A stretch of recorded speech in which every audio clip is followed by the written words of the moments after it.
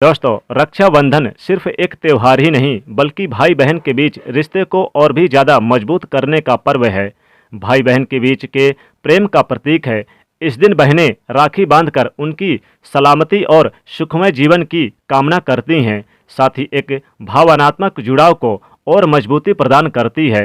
रक्षाबंधन का पर्व हर साल श्रावण मास के शुक्ल पक्ष की पूर्णिमा तिथि को मनाया जाता है। और इस बार जैसा कि आपको पता होगा कि रक्षाबंधन 11 अगस्त को है। 11 अगस्त गुरुवार के दिन रक्षाबंधन तो है, लेकिन आपको कुछ महत्वपूर्ण बातें और नियमों को जरूर जान लेना चाहिए। इससे पहले कि आप अपने भाई की कलाइयों पर राखी बांधें, सबसे पहला आपके मन में सवाल आ रहा होगा कि दोस्तों, रक्षाबंधन की जो रक्षा सूत्र होता है राखी, उसकी कितनी गांठें भाई की कलाई पर लगानी चाहिए।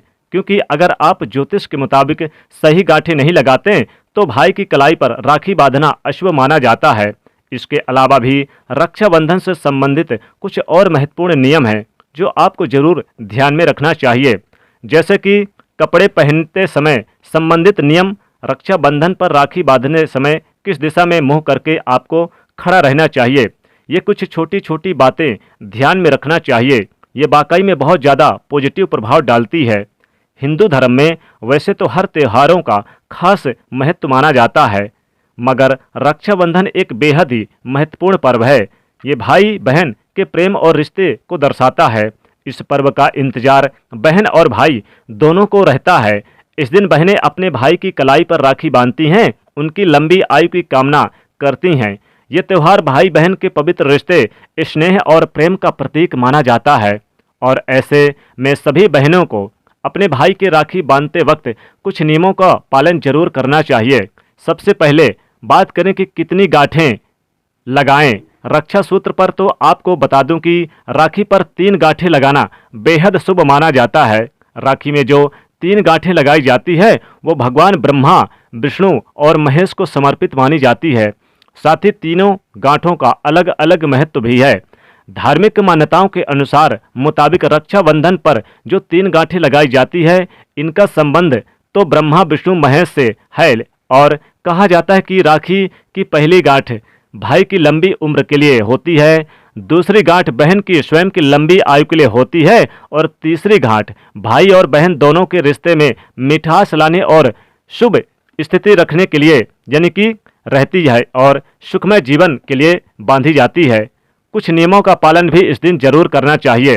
खासकर यानी कि जब भी बहन और भाई यानी कि राखी का सूत्र बांधते हैं, उससे पहले स्नान वगैरह करके स्वच्छ वस्त्र धारण करें। जी हाँ, नए वस्त्र धारण करना इस दिन बेहद अच्छा माना जाता है। जहाँ तक हो सके पीले रंग के वस्त्र पहने और हो सके तो लाल रंग के कलर के वस्त्र पहने। भूलकर भी इस दिन काले रंग के कपड़े ना पहने। दोस्तों, जब भी भाई अपने बहन से राखी बंधवाएं तो सर में कुछ जरूर रख लें, रुमाल या फिर अंगोछी, टोपी वगैरह कुछ जरूर रखकर ही बांधें।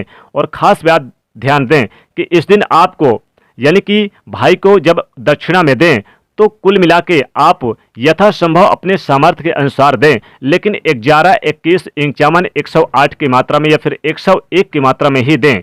कुछ न कुछ उपहार स्वरूप जरूर देनी चाहिए। और जब भी अपने भाई को आप राखी बांधें तो पूर्व या फिर उत्तर दिशा की ओर अपना मुख करके ही बांधें। ये बेहद शुभ माना जाता है। वरना आप एक और ध्यान दें, अगर आप इन नियमों का पालन नहीं करते तो अशुभ माना जाता है। जैसे कि नए वस्त्र ना पहने, पुराने यानी कि आप कपड़े पहन लेते हैं तो ये अशुभ माना जाता है।